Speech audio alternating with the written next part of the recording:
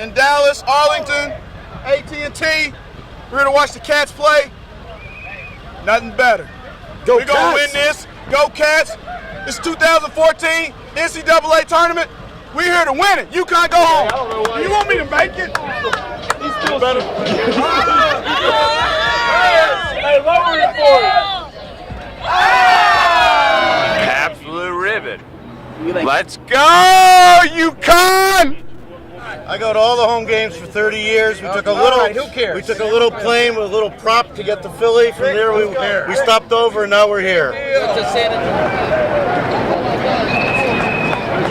After tonight, we'll be the best team in the nation. Kevin Ollie is the best coach to come about in most recent history, and Jim Calhoun trained them very well, and we're going to win it. But the Kentucky fans are nice people, but they got a bad coach. Cats!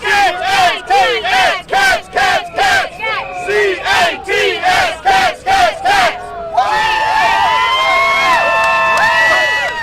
We got here, he works with me, he bought the tickets. We're here tailgating with our family right here. We're about to load up and go in the big Jerry World over there.